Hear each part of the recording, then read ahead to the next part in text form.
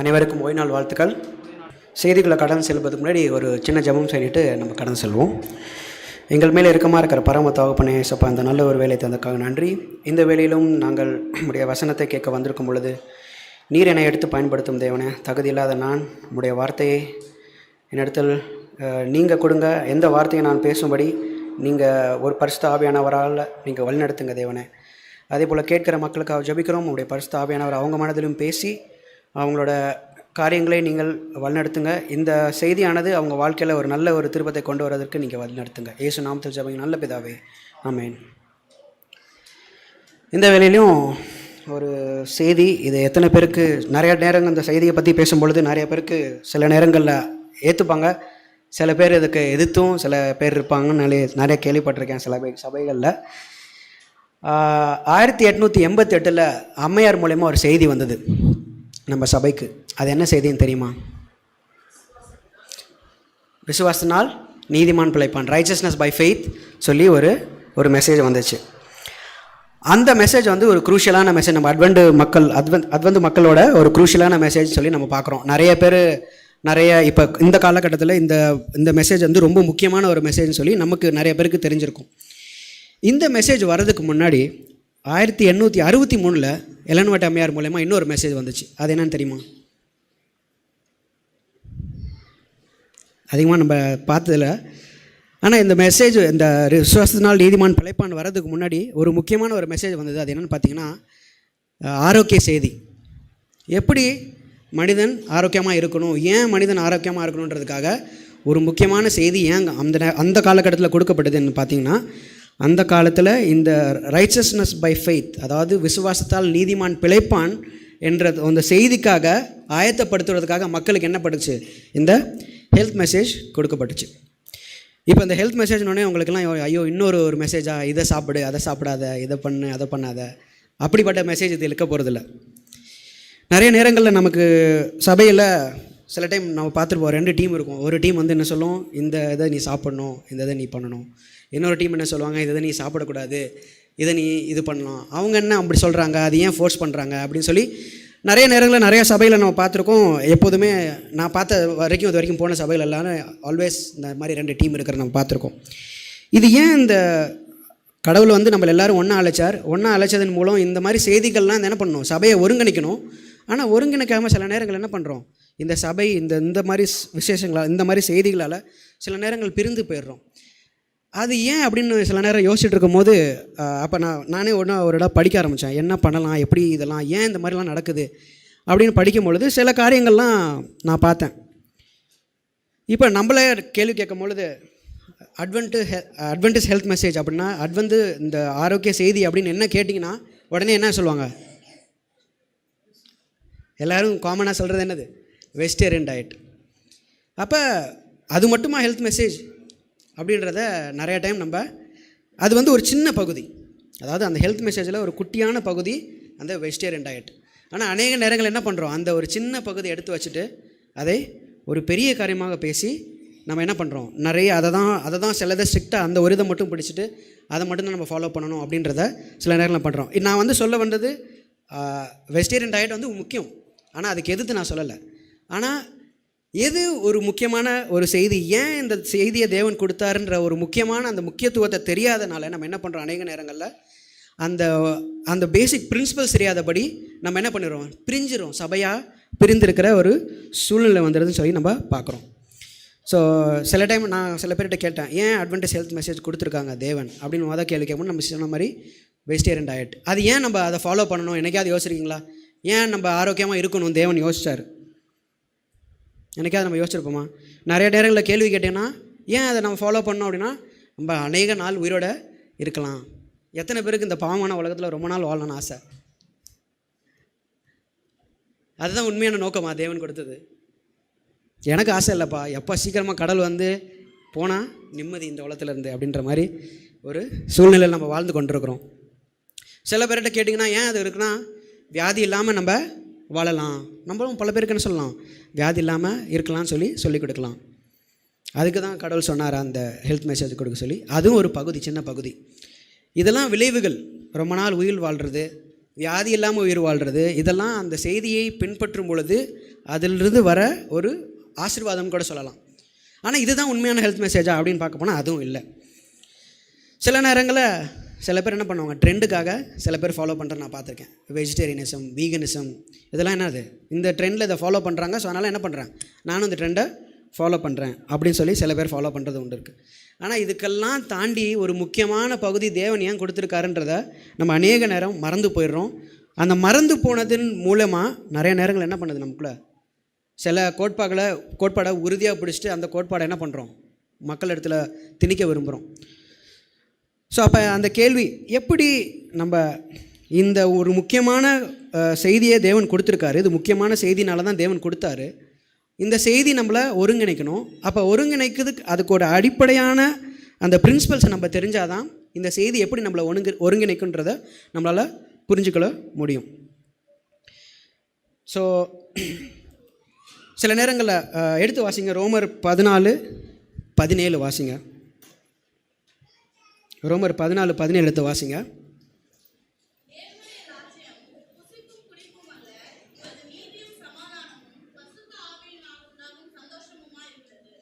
So நிறைய நேரங்களில் நம்ம என்ன பண்ணிடுறோம், இந்த புசிப்பு குடிப்பு மட்டும்தான் ஒரு மெயினாக சில நேரங்களில் எடுத்து நம்ம செயல் பண்ணுறோம். எனக்கு ஒரு கேள்வி இப்போ வந்துச்சு. நிறைய பேர் நானே இதை சில நாளில் ப்ரீச் பண்ணியிருக்கேன். முன்னாடி காலத்தில் என்ன சொல்லுவேன்னா, போயிட்டு நீங்கள் வெஜிடேரியன் டயட்டாக இருந்தால் மட்டும்தான் நீங்கள் என்ன பண்ண முடியும், பரலோகத்துக்கு போக முடியும். எத்தனை பேர் கேள்விப்பட்டிருக்கீங்க? நிறைய பேர் கேள்விப்பட்டிருப்போம். இதை ஃபோர்ஸ் பண்ணுவோம். நான் ஃபோர்ஸ் பண்ணியிருக்கேன், என் ஃபேமிலியில் என் தெரிஞ்சவங்க ரிலேட்டிவ்ஸ் எல்லாத்தையும். அது ஏன் ஃபோர்ஸ் பண்ணேன்னு ஒரு காலத்தில் யோசிச்சுட்டு இருக்கும் போது நான் யோசித்தேன், இதை நம்ம என்ன பண்ணுறோம், இதை ஒரு ஸ்டாண்டர்டாக பரலோகத்துக்கு போகிறதுக்கு வைக்கிறோம். ஆனால் உண்மையிலே பரலோகத்துக்கு போகிறதுக்கு ஸ்டாண்டர்ட் என்னன்னு தெரியுமா? யாருக்காவது தெரியுமா பரலோகத்துக்கு போகிற ஸ்டாண்டர்ட்ஸ் என்ன? நம்ம பார்த்தோம், விசுவாசத்தால் நீதிமான் பிழைப்பான்.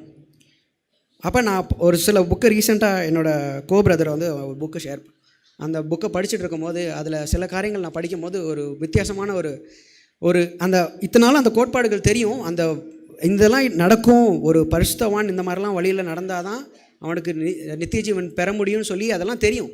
ஆனால் அதை நான் மறந்துட்டு சில நேரங்கள் என்ன பண்ணுறோம், நம்ம சுயத்தால் சில காரியங்களை பெறதுக்கு முயற்சி பண்ணுறோம். நம்ம வெஜிடேரியன் டயட்டாக இருக்கிறனால பரலோகத்துக்கு போக முடியுமா நம்மளால்?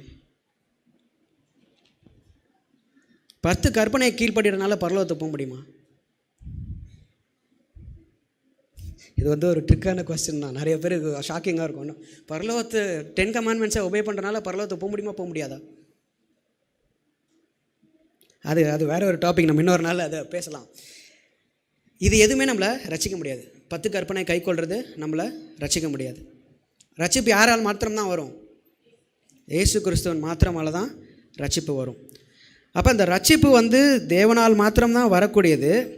அதே மாதிரி நான் என்ன காரியங்கள் செய்தாலும் பரலோகத்தை என்னால் பெற முடியாது. என் சுயத்தால் நான் எந்த ஒரு காரியங்கள் செய்தாலும் அதெல்லாம் என்ன பண்ண முடியாது, பரலோகத்தை என்னால் பெற்றுக்கொள்ள முடியாது. அப்போ நான் என்ன பண்ணுறோம், என்னோடய கிரியையினால் ரட்சிப்பை நான் தேடுற ஒரு சூழ்நிலைக்கு தள்ளப்படுறனால தான் நான் என்ன பண்ணுறேன், மற்றவங்களையும் என்ன பண்ணுறேன், ஃபோர்ஸ் பண்ணுறேன். நீயும் அதை பண்ணாதான் நீ ரட்சிக்கப்படுவ அப்படின்னு நினைக்கிறேன்.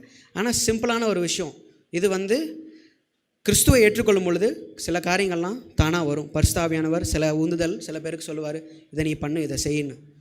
அப்போ இது என்னை ரட்சிக்க முடியாது இதெல்லாம். அப்போ நான் செய்யக்கூடாதா? அப்போ என்னத்தை வேணாலும் சாப்பிட்லாம், என்னத்தை வேணாலும் நான் குடிக்கலாம்ல அப்படின்ற சூழ்நிலைக்கு நம்ம போக முடியுமா? போக முடியாது. அப்போ தேவன் எதுக்கு இந்த ஆரோக்கியத்தின் செய்தியை முக்கியமாக கொடுத்தாருன்றத ஒரு 3 காரியங்கள் மூலமாக நம்ம பார்க்கலாம். ஏன் இந்த ஆரோக்கிய செய்தியை தேவன் ஃபஸ்ட்டு கொடுத்தாரு? முதல் காரியம் டு ப்ரிசர்வ் த மைண்ட். இந்த மூளையை அதை பியூரஸ்ட் ஃபார்மில் வச்சுக்கணுன்றதான் ஒரு மெயின் நோக்கம். எத்தனை பேர் நம்புறீங்க மனிதன் ஒரு 3 டைமென்ஷனல் பீயிங் சொல்லுவாங்க, 3 பரிமாணம் உள்ள ஒரு மனிதன், ஃபிசிக்கல், மென்டல் அண்ட் ஸ்பிரிச்சுவல். நம்ம ஸ்கூல்லலாம் பார்த்துருப்பீங்க, வெளியே லோகோவில் என்ன இருக்குது, ஃபிசிக்கலி, மென்டலி அண்ட் ஸ்பிரிச்சுவலி. இந்த 3மே ஒரு முக்கியமான இது. இந்த 3ம் தனித்தனியாக இயங்க முடியாது, 3மே ஒன்றா இருந்தால் தான் இயங்க முடியும். ஃபிசிக்கலை மட்டும் தனியாக வச்சுட்டு என்ன பண்ண முடியாது, மென்டல் இல்லாமல் வாழ முடியாது. மென்டல் மட்டும் தனியாக எழுதப்பட முடியாது, ஃபிசிக்கல் தேவை மென்டல் ஃபங்க்ஷனுக்கு. அதே மாதிரி இந்த மென்டல் ஃபங்க்ஷன் ப்ராப்பராக இருக்கிறது என்ன பண்ணுறது, ஸ்பிரிச்சுவல் இது தேவை. இந்த 3மே பிரிக்க முடியாது தனியாக, இந்த 3மே சேர்ந்தது. ஓகேவா? நிறைய நேரங்களில் யோசிச்சு பார்த்துருக்கீங்களா, நம்ம நிறைய நேரங்களில் பேசுவோம், இந்த மாபெரும் ஆன்மீக போராட்டம் நடக்குது அப்படின்னு. அது எங்கே நடக்குது? எங்கே நடக்குது இந்த மாபெரும் ஆன்மீக போராட்டம்? தி கிரேட் கான்ட்ரவர்சி தினைக்கும் நடந்துகிட்ருக்கு. உங்கள் மூலையில் தான் அந்த கிரேட் கான்ட்ரவர்சி தினைக்கும் நடந்துகிட்ருக்கு. நீங்கள் எடுக்கிற தீர்மானங்கள், நான் இன்றைக்கி என்ன தீர்மானம் எடுக்கிறேன், சரியான தீர்மானம் எடுக்கிறேன்னா தவறான தீர்மானம் எடுக்கலாம். எல்லா ஒரு நொடியிலையும் நீங்கள் எடுக்கிற தீர்மானம் என்ன பண்ணுது? எய்தர் உங்களோட நித்திய ஜீவனுக்கு வழி நடத்துது, இல்லை உங்களோட நித்திய மரணத்துக்கு வழி நடத்துது நம்ம பார்க்குறோம். இந்த நீங்கள் எடுக்கிற ஒரு சூழ்நிலை, ஒரு ஃப்ராக்ஷன் ஆஃப் செகண்டில் நீங்கள் எடுக்கிற தீர்மானம் தான் உங்களோட நித்திய ஜீவனுக்கு வழிநடத்தி கொண்டு போகுது. ஸோ அப்போ இந்த மூலையில் தான் அந்த மாபெரும் ஆன்மீக போராட்டம் நடக்குதுன்னு சொல்லி நம்ம பார்க்குறோம். அப்போ சாத்தானுக்கு நல்லா தெரியும் இந்த மூளை என்ன பண்ணலாம், இந்த மூளையை பிடிச்சா என்ன பண்ணலாம், அவனோட என்டையர் பாடியை என்ன பண்ணலாம், அவனோட லைஃபே என்ன பண்ணலாம், கம்ப்ளீட்டாக கண்ட்ரோல் பண்ணலான்னு சொல்லி தெரியும். ஸோ அந்த ஒரு போராட்டம் நம்ம மூளையில் நடக்குது நம்ம பார்க்குறோம். அது தவிர நம்ம பார்த்துருக்கோம், கடைசி காலத்திலோட நம்ம வாழ்கிறோம், நம்ம நிறைய பேர் சொல்கிறோம். இந்த கடைசி காலத்தில் வாழும் பொழுது சீஷர்கள் போய் கிறிஸ்துவனிடத்தை கேட்டாங்க, இந்த கடைசி காலத்தில் நடக்கும் சில சம்பவம் சொன்னீங்களே, இது எப்போ நடக்கும் அப்படின்னு கேட்டோன்னே தேவன் என்ன ஃபஸ்ட்டு வார்னிங் கொடுத்தாரு அவங்களுக்கு? யாருக்காவது ஞாபகம் வருதா? யாரும் உங்களை வஞ்சிக்காதபடி நீங்கள் என்ன பண்ணுங்கள், எச்சரிக்கையாக இருங்கன்னு சொல்லி சொல்கிறோம்.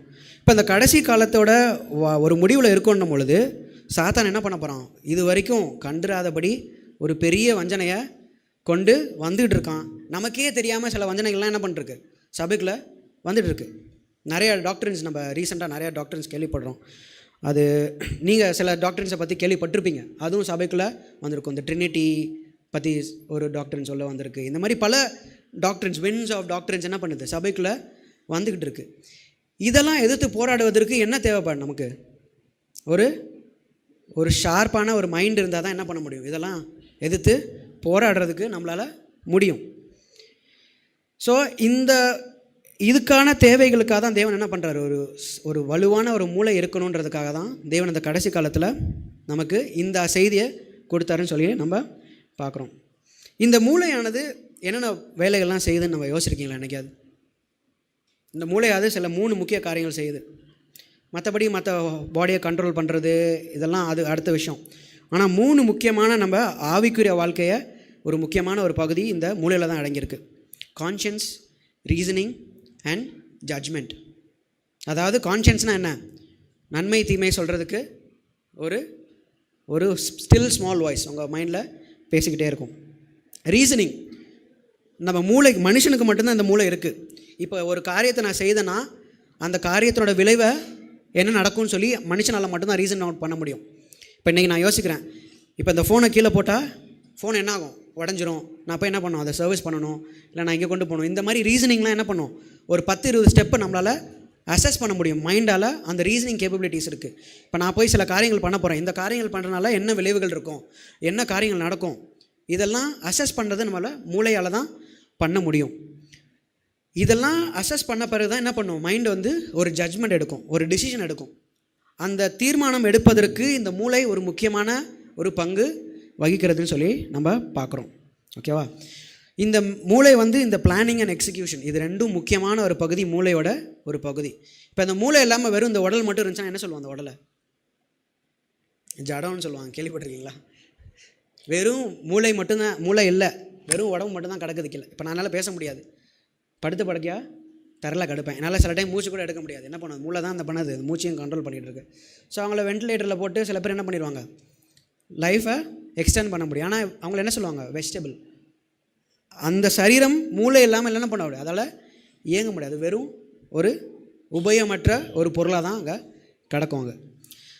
ஸோ அப்போ இந்த மூளை இந்த காலத்தோட ஒரு முக்கியமான ஒரு பகுதியில் இருக்கும் பொழுது நம்ம பார்க்குறோம், சோதனைகள் நிறையா வருது, தப்பான போதனைகளும் சபைக்குள்ளே வருது. ஒரு மோசமான ஒரு சூழ்நிலை நம்ம வாழ்ந்துட்டு இருக்கும் பொழுது இந்த காலகட்டத்தில் உங்களோட மூளை என்னோட மூளை எந்த அளவுக்கு ஸ்ட்ராங்காக இருக்கணும்னு சொல்லி யாருக்கா யோசிச்சு பார்த்துருக்கீங்களா? ஸோ சாத்தானுக்கு இது நல்லா தெரியும். இதை தெரிஞ்சனால தான் என்ன பண்ணுறான், இந்த மூளையை பிடிப்பதற்கு ஒரு போர் தினைக்கு நடக்குது.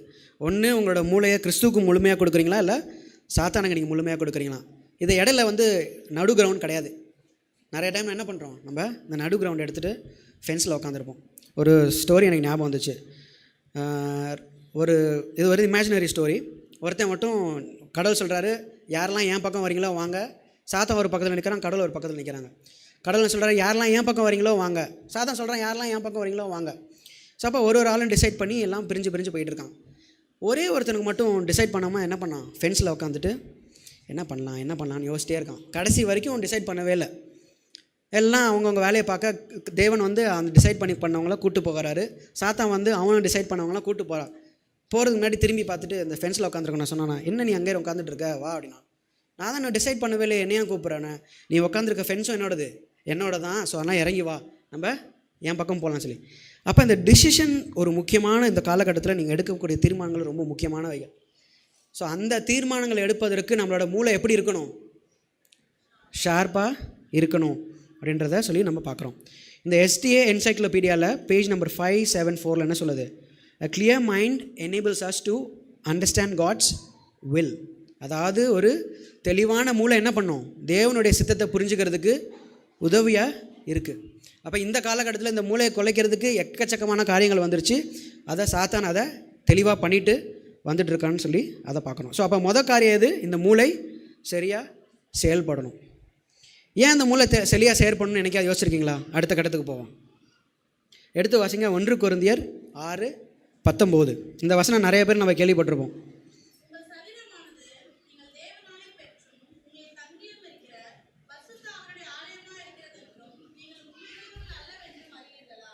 ஸோ இது யாரோட ஆலயமாக இருக்குதான், பரிசுத்த ஆவியானோட ஆலயமாக இருக்குது. இந்த வசனங்கள் வந்து நம்ம சும்மா வாசிட்டு போயிடுவோம். பரிசுத்த ஆவியானவர் என் உள்ள வாழ்கிறாரு அப்படின்றத கேட்டுட்டு போயிடுவோம். ஆனால் உண்மையிலே பரிசுத்த ஆவியானவரோட உண்மையான வேலை என்னன்னு சொல்லி நம்ம என்றைக்கு அதை யோசிச்சு பார்த்துருக்கோமா?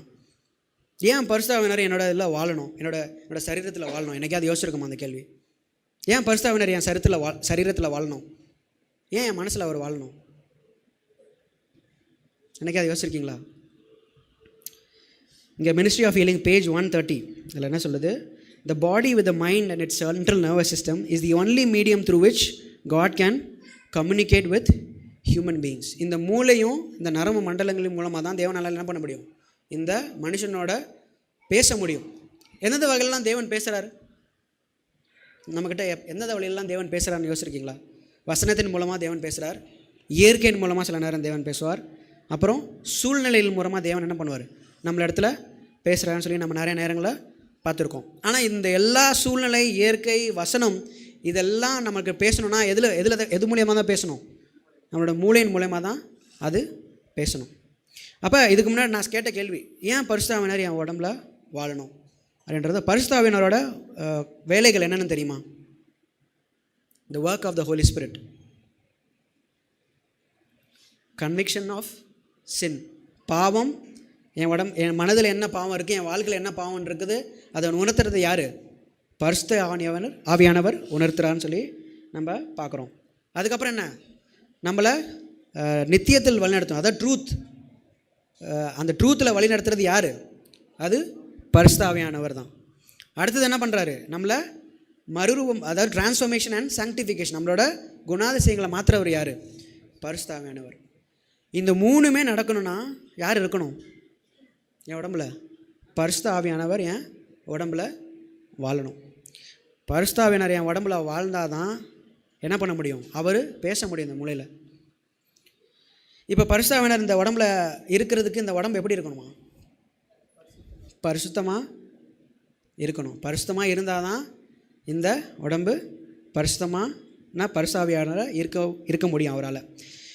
இந்த மூளை ஸ்ட்ராங்காக இல்லைன்னா இந்த பரிசுத்த ஆவியானவர் என்ன பண்ண முடியாது, சரியா பேச முடியாது. சில நேரங்களில் பரிசுத்த ஆவியானவர் பேசுவார், ஆனால் அதோடைய முடிவை எடுக்க முடியல. ஏன்னா உடனே என்ன சொல்லுறோம், என்னோட சரீரம் பலவீனமாக இருக்குது. மூளை ஸ்ட்ராங்காக இருந்தால் சரீரம் என்ன பண்ணும், அதோட வேலையை செய்யும். ஸோ இது எல்லா காரியங்களும் பரிசுத்த ஆவியானவர் தான் நடத்துகிறார். அப்போ அந்த மூளை ஸ்ட்ராங்காக இருந்தால் தான் பரிசுத்த ஆவியானவர் எல்லாம் பேச முடியும். இந்த கான்ஷியன்ஸ் நான் சொன்னேன்ல, மைண்டில் 3 திங் இருக்குது, கான்ஷியன்ஸ், ரீசனிங் அண்ட் ஜட்ஜ்மெண்ட். இந்த கான்ஷியன்ஸ் தான் பரிசுத்த ஆவியானவர் பேசுகிற ஒரு செயல் நம்ம பார்க்குறோம். இந்த பரிசுத்த ஆவியானவர் உங்களுக்கு எனக்கு மட்டும்தான் இருக்காரா? அந்த அட்வென்டிஸ்ட் சபையில் மக்களுக்கு மட்டும்தான் இருக்காரா, இல்லை உலகத்தில் இருக்கிற எல்லார் மனதிலையும் இருக்காரா? எல்லாரோட மனதிலையும் பரிசுத்த ஆவியானவர் பேசி கொண்டு இருக்கிறார், தினைக்கும் பேசுகிறார். இன்றைக்கி நம்ம யோசிப்போம், ஏன் சில நேரங்களில் சண்டை வரும், உங்களோட எதிரியோ யாரோ வண்டியில் போகும்போது இடிச்சிட்டிங்க, வாக்குவாதம் வருது. அந்த வாக்குவாதத்தில் சில பேர் உங்களை என்ன பண்ணலாம், கொலை கூட பண்ண முடியும். ஆனால் அவன் பண்ணுறதில்ல சில நேரங்களில். ஏன் பண்ணுறதில்ல? ஏன்னா பரிசுத்தாவியானவர் அவன் மனசில் அவனை சில நேரங்களில் சாந்தப்படுத்துகிறார். சில நேரங்களில் மக்கள் பார்த்திங்கன்னா பரிசுத்தாவியானவர் எடுக்கப்பட்டு போனால் மக்கள் எந்த ஒரு எக்ஸ்டெண்ட்டுக்கும் போக முடியும்.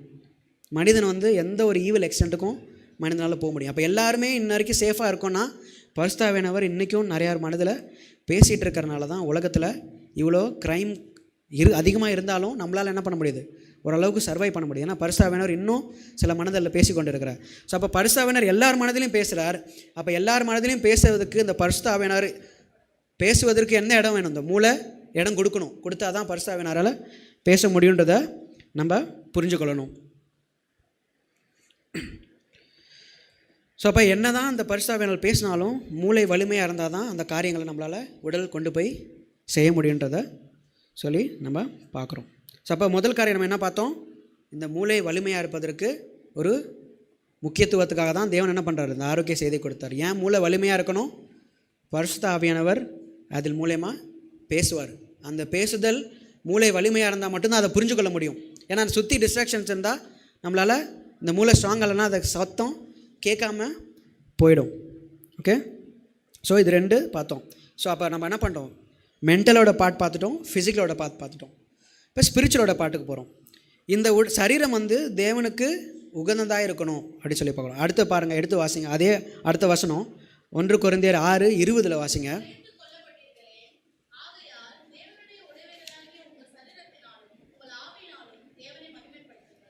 ஸோ அப்போ என்ன பண்ணணுமா, நீங்கள் இதுக்கப்புறம் தேவனுடைய நீங்கள் எதனால் தேர்ந்தெடுக்கப்பட்டீங்க? நீங்கள் ஒரு பொருள், ஒரு விலையை கொடுத்து தேவன் என்ன பண்ணுறாரு, உங்களை வாங்கிட்டார். இதுக்கப்புறம் என்னது, நீங்கள் உங்களோடது இல்லை, தேவனுடைய பொருளாக இருக்கிறீங்க. ஸோ அப்போ தேவனுக்கு உகந்த ஒரு முழு ஒரு ஒப்பிடுதல் இருந்தால் தான் இந்த உடம்பை வச்சு தேவனால் பயன்படுத்த முடியுன்றதை நம்ம பார்க்குறோம். அதே என்சைக்ளோபீடியா, எஸ்டிஏ என்சைக்ளோபீடியா பேஜ் 574 என்ன சொல்லுதுன்னா, a clear mind enables us to understand God's will, a strong body enables us to do it. அப்போ நான் சத்தியத்தை கேட்குறது மாத்திரம் இல்லை, நான் என்ன பண்ணணும், போய் அதை என் வாழ்க்கையில் நடைமுறைப்படுத்துவதற்கு இந்த சரீரம் தான் என்ன பண்ணும், உதவி செய்ய போகுது. இப்போ நீங்கள் சில பேருக்கு உதவி செய்ய போகிறீங்க, சில பேருக்கு சத்தியத்தை சொல்ல போகிறீங்க. இதெல்லாம் என்ன பண்ணும், இந்த சரீரம் தான் கொண்டு போகணும். சரீரம் தான் உழைக்கணும். அங்கே போய் சரீரம் தான் அதுக்கு ஒத்துழைக்கணும்னு சொல்லி நம்ம பார்க்குறத நம்ம பார்க்குறோம். இந்த மூளை எங்கே இருக்குது? சரீரத்தோட ஒரு அவயம் தான் இந்த மூளை. சரியா? ஸோ அப்போ அந்த மூளையை சேரணும்னா எது மூலியமாக தான் போக முடியும்? இந்த மூளைக்கு ஒரே ஒரு டோர், என்ன பல டோர் இருக்குது, 6 சென்சஸ்ன்னு சொல்லுவோம். இதெல்லாமே என்ன பண்ணுது, மூளைக்கு ஒரு இன்ஃபர்மேஷன் கான்ஸ்டண்ட்டாக கொடுத்துட்டே இருக்குது. இதன் மூலியமாக தான் என்னால் என்ன பண்ண முடியும், இந்த மூளையை ரீச் பண்ண முடியும். ஸோ பார்த்திங்கன்னா நம்ம சாப்பிட்ற உணவு பழக்கங்கள், நம்ம பார்க்குற காரியங்கள், கேட்குற காரியங்கள், இதெல்லாமே என்ன பண்ணும், மூளையை ஒரு விதத்துலையோ இல்லை இன்னொரு விதத்துலையோ அதை என்ன பண்ணுது, ஒரு எஃபெக்ட் ஒன்று க்ரியேட் பண்ணிகிட்டே இருக்குதுன்னு சொல்லி நம்ம பார்க்குறோம். அப்போ அந்த மூளைக்கு போக வேண்டிய ஒரே ஒரு பகுதி இந்த சரீரத்தின் மூலயமா தான் இருக்குதுன்னு சொல்லி நம்ம பார்க்குறோம். ஸோ அப்போ நம்ம நிறைய நேரில் கேள்விப்படுறோம், what you eat is what you are. Okay, so நம்ம என்னென்னலாம் சாப்பிட்றோமோ அதெல்லாம் நம்ம மூளைக்கு டைரக்ட் இன்ஃப்ளூயன்ஸ். என்னெல்லாம் குடிக்கிறோமோ அதை மூளைக்கு டைரக்ட் இன்ஃப்ளூயன்ஸ். ஓகேவா? ஸோ ரீசெண்டாக ஒரு புக்கு ஒன்று இருக்குது, மைண்ட் கட் கனெக்ஷன் சொல்லிட்டு. ஸோ இந்த புக்கு என்ன சொல்லுதுன்னா, இந்த மூளையும் வயிறும் என்ன பண்ணுதான், இதை வயிறு என்ன சொல்கிறாங்க, செகண்ட் பிரெயின்னு சொல்கிறாங்க. மூளைக்கு அடுத்தபடியாக வயிறில் தான் என்ன பண்ணுது, அதிக நரம்பு மண்டலங்கள் இருக்குது. நிறைய பேர் சொல்லி கேள்விப்பட்டிருக்கீங்க, my gut feeling is this. சில காரியங்கள் இது பண்ணும்போது கட் ஃபீலிங் சொல்லி ஒன்று சொல்லுவாங்க. ஏன்னா உங்களுக்கே ஒரு சில உணர்ச்சிகள்லாம் என்ன பண்ணும், வயிறில் அவங்களால ஃபீல் பண்ண முடியும். லைக் ஃபார் எக்ஸாம்பிள், உங்களோட ஒய்ஃபையோ இல்லையே ஃபஸ்ட் டைம் பார்க்குறீங்க, பட்டர்ஃப்ளை எஃபெக்ட்னு சொல்லியிருப்பாங்க, பட்டாம்பூச்சி பறக்கிற மாதிரி இருக்கேன் வயிற்றில். இதெல்லாம் என்ன பண்ணுது, இந்த brain is influencing the nervous system. அந்த நர்வஸ் சிஸ்டம் இன்ஃப்ளூயன்ஸ் பண்ணுறனால you can feel that feeling in your stomach. சில நேரங்களில் பசியாக இருக்குது, அப்போ கோவப்படுறீங்க, நீங்கள் வேணுங்கன்னே கோவப்பட்டீங்க, பசி அடங்கினோன்னே என்ன ஆகிடுச்சு, கோவம் அதுவே நார்மலாகிடுச்சு. ஹேங்க்ரின்னு சொல்லுவாங்க, அதாவது பசினால் கோவப்படுறது. ஸோ அதில் என்ன, அந்த ரிசர்ச் பேப்பர் என்ன சொல்கிறாங்கன்னா, என்னெல்லாம் நம்ம சாப்பாடு சாப்பிட்றோமோ அதன் மூலமாக அந்த பாக்டீரியா என்ன பண்ணுதான், கான்ஸ்டண்ட்டாக பிரெயினுக்கும் இதுக்கும் கம்யூனிகேட் பண்ணிகிட்டே இருக்குது. எப்போல்லாம் அந்த வயிறு அப்செட் ஆகுதோ, இல்லை சிக்காக இருக்கோ, மூளை சிக்காக இருக்கும். எப்போல்லாம் மூளை சிக்காக இருக்கோ வயிறு சிக்காக இருக்கும். யோசிச்சு பார்த்துருக்கீங்களா? என்றைக்கெல்லாம் நீங்கள் தலைவலி இதெல்லாம் வந்துச்சுன்னா பசியே எடுக்காது உங்களுக்கு. இல்லை ஏதாவது நீங்கள் ஒரு மென்டல் ஸ்ட்ரெஸ்ஸில் இருந்தீங்கன்னா பசியே எடுக்காது. சில நேரங்களில் வயிறு சரியான சாப்பாடு உணவு சாப்பிடல நான் அப்படின்னா அன்றைக்கி ராத்திரி தூக்கம் சரியாக இருக்காது, மூளை சரியாக வேலை செய்யாது, நிறையா சாப்பாடு சாப்பிட்டிங்கன்னா மந்தமாகவே இருக்கும். ஸோ இதெல்லாம் டைரக்ட் இன்ஃப்ளூயன்ஸ். இந்த ரெண்டுக்கும் ஒரு டைரக்ட் இன்ஃப்ளூயன்ஸ் இருக்கதை அந்த ரிசர்ச்சில் அவங்க போட்டிருக்கதை நம்ம பார்க்குறோம். இதெல்லாம் certain ways to affect your brain. அடுத்த காரியம் பார்த்தோன்னா நம்ம டீ அண்ட் காஃபி. நிறைய பேர் டீ அண்ட் காஃபி குடிக்கிறோம். ஆனால் இது என்ன பண்ணுது? ஒரு டைரக்ட் இன்ஃப்ளூயன்ஸ் உங்கள் பிரெயினில் ஒரு ஸ்ட்ராங் இன்ஃப்ளூயன்ஸ் இருக்குது. Tea and coffee is the most world renowned psychoactive drug. அதாவது டீ அண்ட் காஃபி தான் வேர்ல்ட்லே லீகலைஸ்ட் சைக்கோ ஆக்டிவ் ட்ரக்ன்றது பார்த்தீங்கன்னா டீ அண்ட் காஃபி. ஏன்னா இது உங்களோட என்டையர் செரிப்ரல் கார்டெக்ஸ், உங்களோட பிளட் நர்வஸ் சிஸ்டம் எல்லாத்துலேயும் அஃபெக்ட் பண்ணக்கூடியது. இது எப்போதுமே அலர்ட்டாகவே வச்சுருக்கோம். இதில் ஊக்க மருந்து மாதிரி எப்போதுமே உங்களை பவர்ஃபுல்லாகவும் எனர்ஜெட்டிக்காகவும் வச்சுட்டே இருக்கும். ஆனால் என்ன பண்ணுது? லாங்கர் ரனில் அது உங்களை அஃபெக்ட் பண்ணுது. ஏன்? உங்கள் பிரெயினை அதை அஃபெக்ட் பண்ணுதுன்னு சொல்லி நம்ம பார்க்குறோம். இதெல்லாம் விடுங்க. நிறையா பேர் சில பேர் என்ன சொல்லுவோம், நான் இதெல்லாம் ஃபாலோ பண்ணுறதில்ல, நான் வெஜிடேரியன் டயட்டாக இருக்கேன், ஸ்ட்ரிக்டாக நான் என்ன பண்ணுறேன், டீ காஃபி குடிக்கிறதில்ல, நான் பர்ஃபெக்டாக இருக்கேன், நான் இதெல்லாம் ஃபாலோ பண்ணுறேன். இதுக்கு அடுத்த லெவலாக இப்போ என்ன பண்ணுறது? Modern deception. வாட்சிங் ரீல்ஸ், யூடியூப்பில் ஷார்ட்ஸ் பார்க்குறது, ரீல்ஸ் பார்க்குறது, இதெல்லாம் என்ன பண்ணுது? உங்களோட பிரெயினை கான்ஸ்டண்ட்டாக ஃப்ளேர் பண்ணிகிட்டே இருக்குது. ஏன்னா நீங்கள் ஒரு ஃபியூ செகண்ட் தான் நீங்கள் ஸ்டார்ட் பண்ண ட்ரை பண்ணுறீங்க. ஆனால் என்ன பண்ணுது? கான்ஸ்டண்ட்டாக உங்கள் பிரெயினை ட்ரிகர் பண்ணிகிட்டே இருக்கனால அதுக்கப்புறம் நீங்கள் என்ன பண்ணல, லைஃப்பில் நீங்கள் என்ன பண்ணணும்னு ஆசைப்பட்டாலும் எதுலேயுமே ஒரு சாட்டிஸ்ஃபேக்ஷனே இருக்க மாட்டேங்குது. சில காரியங்கள்லாம் கொஞ்சம் நேரம் தான் இன்ட்ரெஸ்ட் இருக்குது, அதுக்குள்ளே அதை தூக்கி போட்டு சில காரியங்களை பண்ண முடியாமல் போயிடுது. பைபிள் ரீட் பண்ணணும்னு ஆசைப்பட்றோம், காலைல எந்திரிச்சு இதெல்லாம் பண்ணணும், இந்த புக்கு ஃபுல்லாக நான் முடிச்சிடணும்னு ஆசைப்பட்றேன். ஆனால் கொஞ்ச நாளில் என்ன பண்ணிடுறேன், அந்த இன்ட்ரெஸ்ட் அப்படியே போயிடுது. ஏன்னு பார்த்தீங்கன்னா கான்ஸ்டன்ட் ஃப்ளேரிங் ஆஃப் டோபமைன். அந்த உடம்புல மூளை அப்படி போய் சில நேரங்களில் சில காரியங்கள், சின்ன சின்ன விஷயங்கள் கூட அதோடய இன்ட்ரெஸ்ட்டை இழந்து போயிடுற ஒரு சூழ்நிலைக்கு நம்ம போயிடுறோம். சில பேர் சொல்லுவாங்க, நான் ஃபோனை யூஸ் பண்ணுறதில்ல, நான் vegetarian diet, tea and coffee குடிக்க மாட்டேன், ஃபோனை யூஸ் பண்ணுறதில்ல. ஆனால் எக்ஸசைஸ் அதை மறந்துடுறோம். எக்ஸசைஸ் இன்னும் ஒரு குரூஷியலான ஒரு முக்கியமான விஷயம். நான் எந்நேரமும் படிச்சுட்டே இருக்கேன், வேதாமதை தான் படிக்கிறேன், என்னோடய காலேஜுக்காக படிக்கிறேன், என்னோடய இதுக்காக படிக்கிறேன் அப்படின்னு சொல்லி படிப்பை மட்டுமே நோக்கமாக வச்சு நம்ம என்ன பண்ணுறோம், அதை மறந்துடும். பாடிக்கு என்ன தேவைப்படுது? எக்ஸசைஸ்ன்றது ஒன்று தேவைப்படுது. ஸோ அப்போ நான் என்ன சொல்ல வரேன்னா, இதுலேருந்து நிறையா காரியங்கள், சில காரியங்களை மட்டும் நமக்கு தேவையான காரியங்களை மட்டும் நம்ம எடுத்து வச்சுக்கிறோம். எதெல்லாம் எனக்கு பிடிக்கலையோ அதெல்லாம் என்ன பண்ணல, அதெல்லாம் தேவையில்ல பரவாயில்ல அப்படின்ற ஒரு சூழ்நிலைகளை நம்ம என்ன பண்ணுறோம், அதை மட்டும் மற்றவங்களுக்கு ஃபோர்ஸ் பண்ணுறத நம்ம பார்த்துருக்கேன். ஸோ அப்போ இந்த உடம்பு ஃபுல் அண்ட் ஃபுல் ஹோலாக இருக்கிறதுக்காக தான் தேவன் இதெல்லாமே கொடுத்தாரு. 8 laws ஆஃப் ஹெல்த் கேள்விப்பட்டிருப்பீங்க. New start, nutrition, exercise, water, trust, temperance, air, sunlight, இதெல்லாமே என்ன பண்ணும், இதெல்லாமே தேவன் என்ன பண்ணுறாரு, மனிதனை படைக்கும் பொழுது, ஆதாம் ஏவாள் படைக்கும் பொழுது இதெல்லாம் படைச்சிட்டு இதெல்லாம் தேவைன்றதுனால தான் அதை கொடுத்தாரு அவனுக்கு. ஸோ அப்போ இதெல்லாம் ஹோலாக இருந்தால் தான் உடல் ஆரோக்கியமாக இருக்கிறத நம்மளால் புரிஞ்சிக்க முடியும். நிறைய இடங்களை நம்ம இந்த கேட்டகரியில் விழுவோம். மனசு நிறையா சொல்லும், காலையில் எழுந்திரிச்சு நான் ஜெபம் பண்ணணும், இத்தனை மணிக்கு எழுந்திரிச்சு தேவன் இடத்துல நான் நேரம் செலவிட ஆசைப்பட்றேன் அப்படின்னு சொல்லிட்டு படுத்து தூங்குவீங்க. எத்தனை பேரால் காலைல அலாம் அடிக்கிறதுக்கு முன்னாடி எந்திரிக்க முடியும்? அலாம் அடித்தோடனே எத்தனை டைம் சூஸ் பண்ணுறோம், மறுபடியும். நான் பண்ணியிருக்கேன், நிறைய வாட்டி பண்ணியிருக்கேன். நிறைய வாட்டி நான் நினைப்பேன், இந்த டைமில் எழுந்திரிச்சு நேரத்தில் ஜெபம் பண்ணணும், மார்னிங் எழுந்திரிச்சு வாக்கிங் போக ஆரம்பிச்சணும், அடுத்து இந்த வேலையெல்லாம் அந்த டைமில் முடிக்கணும் அப்படின்னும் போது உடம்பு என்ன பண்ணல, ஆரோக்கியமாக நான் இத்தனை நாள் வச்சுக்கல, அதனால் என்ன பண்ணுது, உடம்பு ஒத்துழைக்க மாட்டேங்குது. இந்த மூளை சார் நிறைய நேரங்களில் வீக் ஆகிடுது. வீக் ஆனதுனால என்ன பண்ண முடியல, நான் சிந்தித்து செய்ய வேண்டிய காரியங்கள் ஒன்று நடக்குது, ஆனால் என் உடம்பு இன்னொரு காரியங்கள் நடக்குது, வேறு காரியங்கள் நடக்குது. தேவன் அழைக்கும் பொழுது இந்த வேலையை போய் நீ பண்ணு, இந்த நபர்கிட்ட போய் நீ பேசு, இந்த நபர்கிட்ட போய் சத்தியத்தை சொல்லு அப்படின்னு சொல்லும் போது என்ன பண்ணுது, உடம்பு இன்றைக்கி சண்டேல சோர்வாக இருக்குது, தேவனே இன்றைக்கி ஒரு நாள் தான் நல்லா ரெஸ்ட் எடுக்க முடியும், சாட்டர்டே நைட்டு, சாட்டர்டே ஆஃப்டர்நூன் இப்பயுமா நான் சர்ச்சுக்கு போகணும், இன்றைக்கி ஒரு நாள் தான் என்னால் பண்ண முடியும், வீட்டுக்கு போய் நல்லா தூங்க முடியும் தேவனே, அதையுமே நீங்கள் என்ன பண்ணுறீங்க, வேலை செய்ய சொல்கிறீங்க, இதை பண்ண சொல்கிறீங்க, சபைக்கு போக சொல்கிறீங்க. இதெல்லாம் ஏன் நீங்கள் பார்த்தீங்கன்னா இதெல்லாம் உங்களோட உடம்பின் விளைவு, உங்களோட மனதோட விளைவு தான்.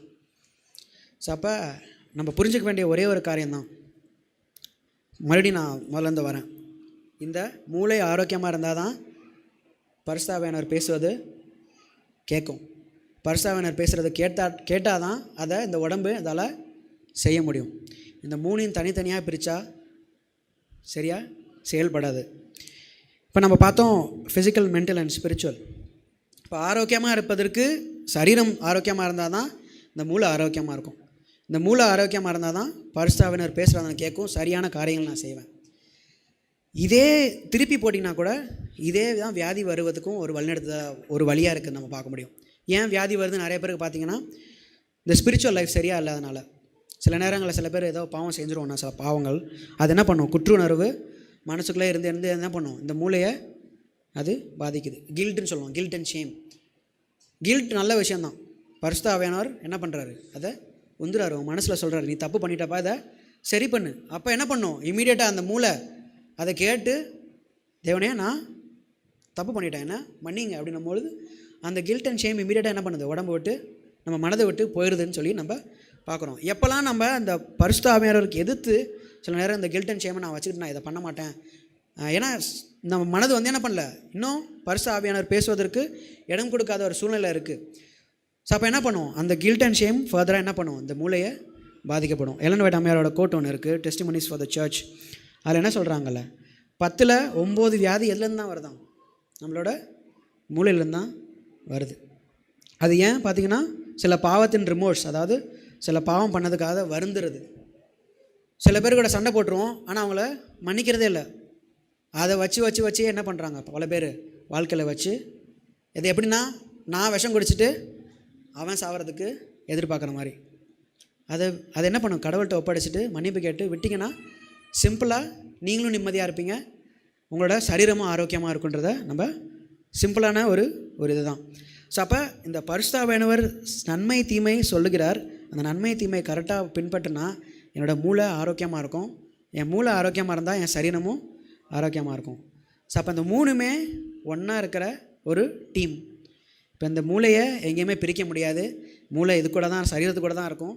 அதனால தான் தேவன் என்ன பண்ணார், இந்த ஆரோக்கிய செய்தியை நமக்கு முக்கியமாக கொடுத்தார். ஏன் அந்த ஆரோக்கிய செய்தியை கொடுத்தாருன்னா, இந்த உடல், ஆவி, சரீரம் இது மூணுமே சேர்ந்து ஒன்றா இயங்குவதற்கு, தேவன் பேசுவதை தெளிவாக கேட்பதற்கு, இதுக்கு தான் ஒரு முக்கியமாக அதை கொடுத்தாரே ஒழிஞ்சு நான் போய் மற்றவங்களை ஃபோர்ஸ் பண்ணுறதுக்கோ இல்லை நான் இது பண்ணால் தான் நீ பரலோகத்துக்கு போவேன்றதுக்கோ அப்படின்றதுக்கு எதுக்கும் அவர் ஃபோர்ஸ் பண்ணி கொடுக்கல.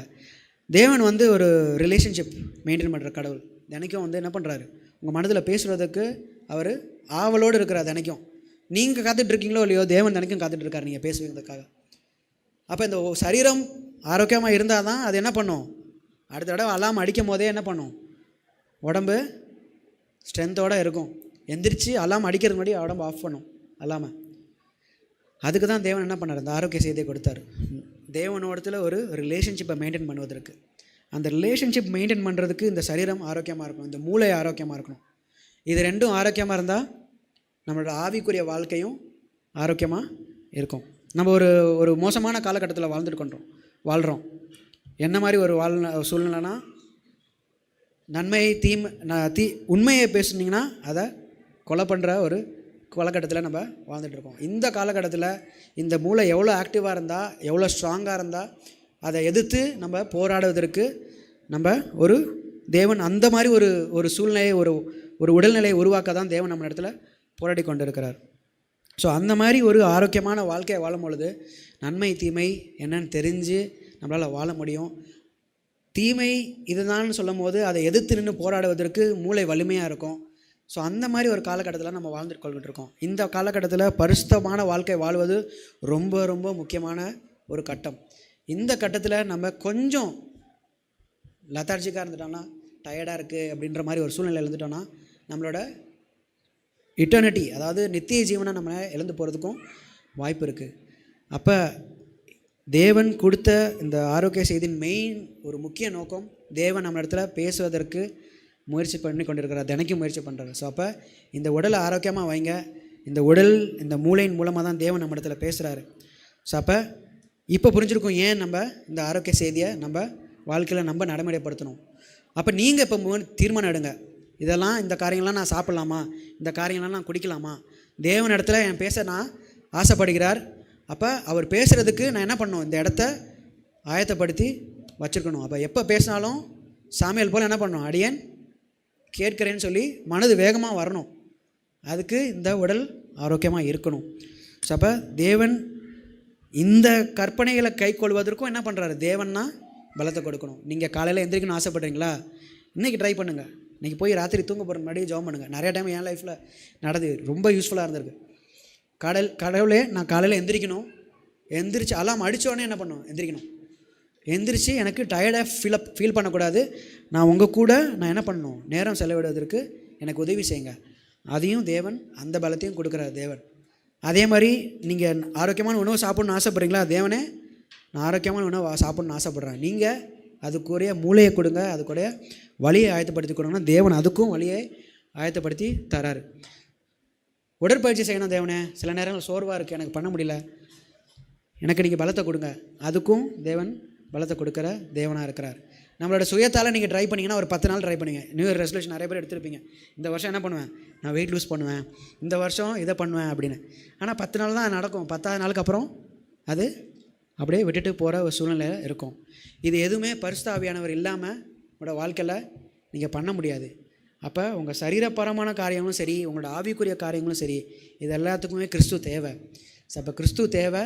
அப்போ கிறிஸ்துவின் இடத்துல போங்க, கேளுங்க, இன்றைக்கி நீங்கள் ஆரோக்கியமாகணும், இன்றைக்கி நான் ஒரு ஒரு ஒரு வலிமையான ஒரு ஆவிக்குரிய வாழ்க்கையை நான் நடத்தணும் அப்படின்றதுக்கான என்னென்ன காரியங்கள்லாம் நம்மளால் வாழ்க்கையில் பண்ண முடியுமோ அதெல்லாம் அதுக்குரிய பலத்தை கிறிஸ்துவின் இடத்துல கேளுங்க. கிறிஸ்து நம்மளை வழிநடத்துவாராக. ஆமென்.